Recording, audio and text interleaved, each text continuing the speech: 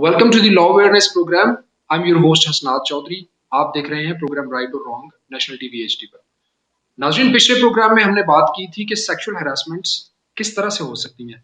वो आपके काम की जगह पर, आपके कहीं घर में, या आपके किसी फ्रेंड सर्कल में, किसी भी जगह पर आपके साथ सेक्सुअल हैरेसमेंट्स हो सकती है। यूं है कि आपके वर्क प्लेस पे किस किस सूरत में और क्या क्या डिमांड की जा सकती है, किस किस चीज के अगेंस्ट आपसे डिमांड की जा सकती है कि आप ये करेंगे तो आपको ये मिलेगा। मिसाल के तौर पर आपका कोई बॉस, आपका कोई सुपरवाइजर, आपका कोई फ्लोर इंचार्ज, या आपके कोई कुलीग आपके वर्क प्लेस पर जहां आप काम करते हैं आपको ये कहता है कि आप ये करिए तो मैं आपको प्रमोट कर दूंगा, आप ये करिए तो मैं आपको ट्रेनिंग पर्पसेस के लिए कंट्री के अंदर या कंट्री के बाहर आपको ये फेवर दूंगा, आप ये कीजिए तो मैं आपकी प्रमोशन कर दूंगा, आप ये कीजिए तो मैं आपकी सैलरी बढ़ा दूंगा, आप ये कीजिए तो मैं आपकी फलां कॉन्फिडेंशियल रिपोर्ट लीक नहीं करूंगा। ये सारी चीजें आपकी हैरेसमेंट के ज़मरे में ही आती हैं। आपको कोई बंदा सेक्स के लिए उभारता है कि आप मेरे साथ सेक्स कीजिए, मेरे साथ डेट पर जाइए, मेरे साथ खाने पर जाइए, मेरे साथ घूमने फिरने जाइए, ये सब चीजें हैरेसमेंट में ही आती हैं अगर आपसे किसी चीज के अगेंस्ट वो फेवर मांग रहा है। और इसी तरह खुदारा, आप इन चीजों से डरिए मत, फॉर गॉड सेक इन चीजों से मत डरिए। खवातीन को अपने हक के लिए आवाज उठानी चाहिए। आज हम आपको ये तो बताएंगे कि खवातीन की प्रोटेक्शन के लिए एक एक्ट आया और उस एक्ट में खवातीन को किस तरह से रिलीफ मिल सकता है अगर वो हैरेसमेंट की विक्टिम बन गई है। हम आपको साथ साथ ये भी बताएंगे कि मर्द भी तो हैरेसमेंट के केसेस फाइल कर सकता है। क्या खवातीन ही सिर्फ ये राइट रखती हैं? नहीं, ये राइट मर्द भी रखते हैं। पहले तो हम ये बात करेंगे कि एक एक्ट आया 2010 में जो डील करता था कि खवातीन को हैरेसमेंट की सूरत में अगर कुछ रिलीफ चाहिए तो वो किस तरह से ले सकती हैं, उनके पास क्या क्या प्लेटफॉर्म्स हैं और किन किन लोगों से वो रिज्यू कर सकती हैं अपना रिलीफ लेने के लिए। कोई बंदा किसी खातून को उसकी कंसेंट के अलावा कोई बंदा किसी खातून को उसकी कंसेंट के अलावा ना छेड़ सकता है, ना बात कर सकता है, ना मैसेज कर सकता है, ना कॉल कर सकता है। आप यकीन कीजिए कि आप यहां तक है कि अगर आपको कोई बंदा सेक्सुअली इंस्टिगेट करता है कि आप मेरे साथ सेक्स कीजिए, सिर्फ यही हैरेसमेंट नहीं है। हैरेसमेंट ये भी है कि कोई बंदा आपको पिंच करता है, कोई बंदा आपको पैट करता है, थपकी देता है, कोई बंदा आपकी तरफ इस नजर से देखता है कि आपको वो पसंद नहीं है, जो आपको लगता है कि ये शख्स मेरी तरफ इस नजर से या इस गंदी नजर से देख रहा है, तो वो भी हैरेसमेंट के ज़मरे में ही आता है। इसी तरह आपको कोई बंदा कहीं खाने पर ले जाने की बात करता है और आपकी कंसेंट नहीं है, तो बिल्कुल ये भी हैरेसमेंट है। हमारे मुआशरे में खवातीन इस बात से बहुत डरती हैं कि अगर हमने कोई कंप्लेंट फाइल की, कोई ऑफिशियल कंप्लेंट लॉन्च की किसी भी प्लेटफॉर्म पर, अपने ऑफिस में, ऑम्बर्ड्समैन के पास, मुहतसिब के पास, या पुलिस स्टेशन में, अगर हम कंप्लेंट फाइल करेंगे तो हमारी बदनामी हो जाएगी। फॉर गॉड से किस चीज से आप लोगों को डरने की जरूरत नहीं है। आप लोगों को अपने हक के लिए लड़ना है। अगर आप अपने हक के लिए नहीं लड़ेंगी तो आपके हक के लिए कोई नहीं लड़ेगा। कोई बंदा आपको आकर आपके हक नहीं लेकर देगा, आपको खुद आवाज उठानी है, आपको खुद उन प्लेटफॉर्म्स पर जाकर बात करनी है, ऑफिशियल कंप्लेंट लॉन्च करनी है कि मुझे मेरा ये हक चाहिए, फलां बंदे ने मुझे फलां जगह पे हरास किया। नाज़रीन, आप आइए कि अगर आप हरासमेंट का विक्टिम बन चुके हैं तो उस सूरत में आपको क्या करना है।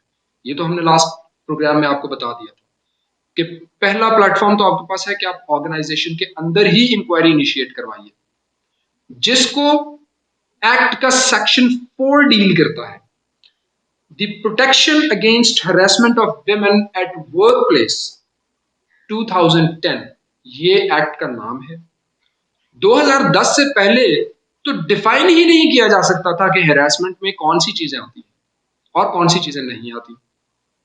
बिल्कुल इस चीज का कोई अंदाजा नहीं लगा सकता था कि हैरेसमेंट के लिए कौन सी चीजें हैं, कौन कौन सी चीजें हैरेसमेंट के केस में फॉल करती हैं, कौन सी नहीं करती। लेकिन इस एक्ट आने के बाद बहुत सारी चीजें क्लियर हो गई।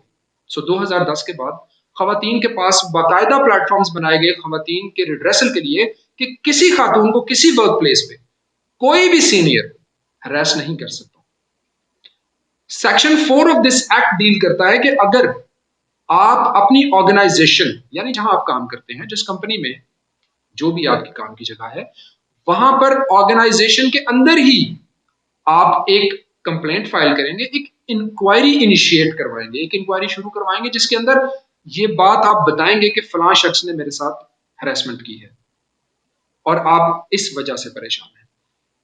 उस सूरत में आपके जो बॉसेस हैं, एम्प्लॉयर्स, आपके उस काम के जो मालिक हैं, वो आपको ये बात, इस बात का रिलीफ दिलवाएंगे। किस सूरत में? जिस शख्स ने वो हरासमेंट की है आपके साथ, उसको बाकायदा सुना जाएगा, आपको सुना जाएगा, आपकी विटनेसेस ली जाएंगी। जैसे मैंने आपको लास्ट प्रोग्राम में बताया था, आपने अपने व्हाट्सएप के टेक्स्ट, आपने अपने मैसेजेस और आपने अपनी कॉल्स का रिकॉर्ड संभाल के रखना है जिसके अंदर आपके साथ हरासमेंट हुई। आप उसको अपने किसी कोलीग के साथ भी शेयर करेंगे, जिसको आप एज ए विटनेस अपने उस एम्प्लॉयर के सामने लेके जाएंगे, उस कमेटी के सामने लेके जाएंगे जो आपकी ऑर्गेनाइजेशन बनाएगी। उस कमेटी के सामने आप सारी चीजें बताएंगे कि आपके साथ क्या हुआ, किसने किस वक्त क्या किया, या किस चीज के लिए इंस्टिगेट किया, किस चीज के लिए आपको उभारा। आपका एम्प्लॉयर उस शख्स को सजा के तौर पर डिमोट भी कर सकता है कि वो उसके उस ओहदे से जिस पर वो पहले है उससे नीचे लेके जा सकता है, उसकी सैलरी कम कर सकता है, उसको उस काम से निकाल सकता है और उसको फाइन भी कर सकता है। सबसे पहले तो बिल्कुल यही प्रेफर्ड है कि आप ऑर्गेनाइजेशन के अंदर ही इंक्वायरी इनिशिएट करवाए, क्योंकि ये इंक्वायरी कल को आपके ऑम्बर्ड्समैन के पास जाने पर भी काम आएगी और इसी तरह पुलिस स्टेशन में जाने पर भी काम आएगी। जब आपका ट्रायल कोर्ट में चलेगा तो उस ट्रायल में भी आपकी इस इंक्वायरी का जिक्र होगा और ये आपके पास एज ए सॉलिड एविडेंस होगा कि मैंने ये किया था, लेकिन मेरे एम्प्लॉयर ने मुझे रिड्रेस नहीं किया, मेरे एम्प्लॉयर ने मुझे रिलीफ नहीं दिया। दूसरा आपके पास ऑप्शन है कि आप जाएंगे फेडरल या प्रोविंशियल ऑम्बर्ड्समैन के पास, सूबाई या वफाकी मुहतसिब के पास। इस चीज को डील करता है इस एक्ट का सेक्शन नंबर 8। सेक्शन 8 में ऑम्बर्ड्समैन बाकायदा तौर पर आपकी इस कंप्लेंट की सुनवाई करेगा और आपको इसमें रिलीफ देगा। तीसरा ऑप्शन क्या है आपके पास? तीसरा ऑप्शन है जिसमें मर्द और खवातीन दोनों को रिलीफ दिया जा सकता है। मिसाल के तौर पर किसी मर्द के साथ हरासमेंट की गई है, यह जरूरी नहीं है कि सिर्फ लड़की के साथ ही हरासमेंट होती है, लड़के के साथ भी हरासमेंट हो सकती है।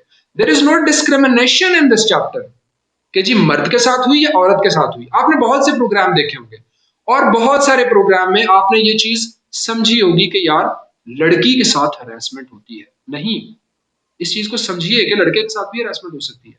खवातीन भी बॉसेस हैं, खवातीन भी सीनियर्स हैं, फ्लोर इंचार्ज हैं, सुपरवाइजर्स हैं, ऑफिसर्स हैं। खवातीन भी मर्द को इस चीज के लिए इंस्टिगेट कर सकती हैं कि मुझे आपसे ये चाहिए।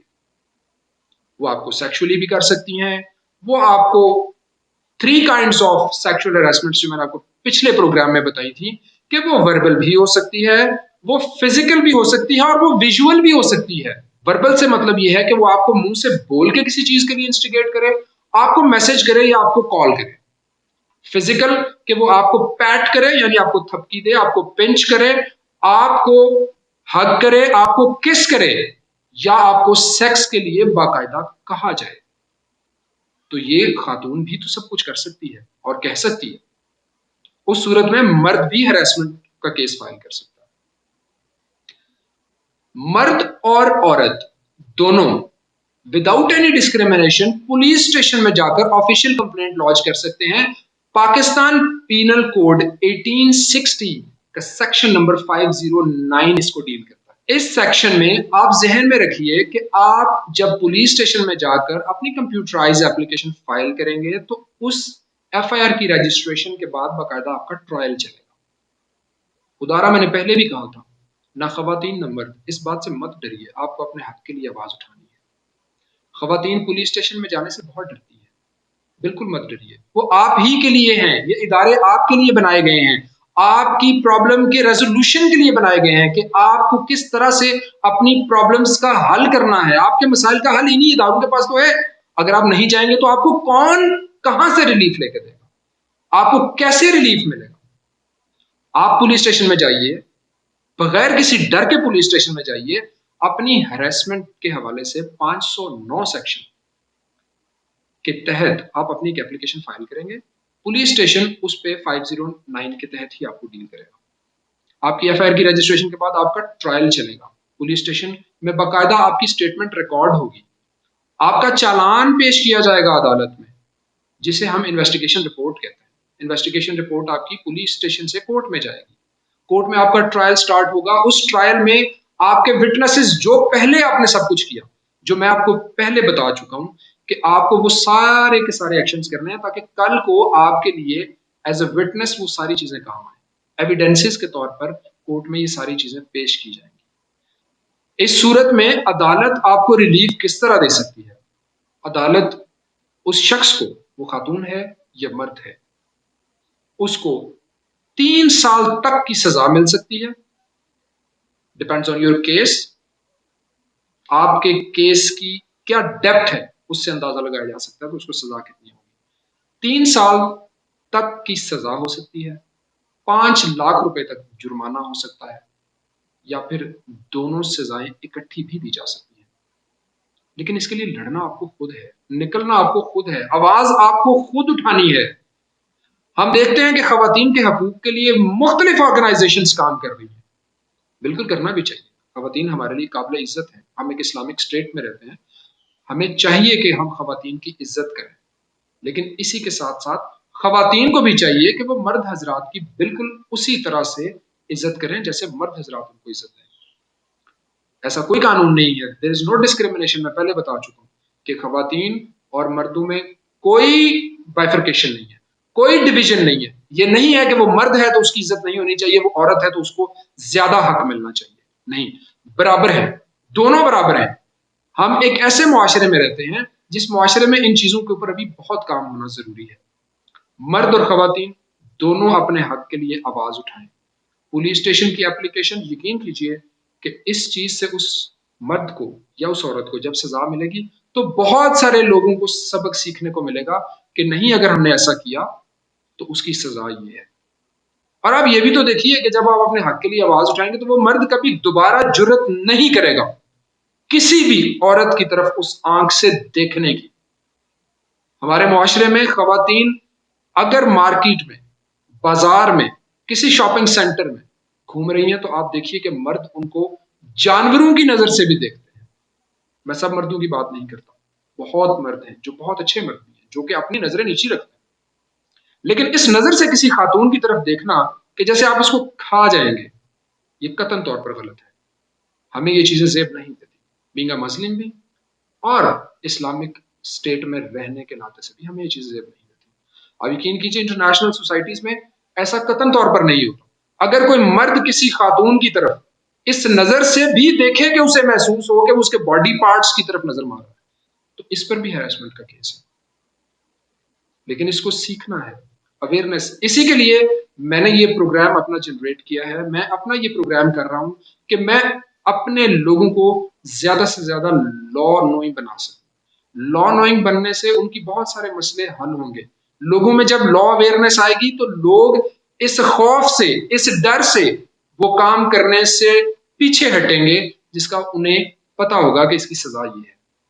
और उस सजा से बचने के लिए they would not do it, they would be very careful doing it, they won't do any action जिस एक्शन से उनको कल को वो मामला भुगतने पड़े कि उनकी जात को बहुत ज्यादा तबाहकुन नताइज से गुजरना पड़े।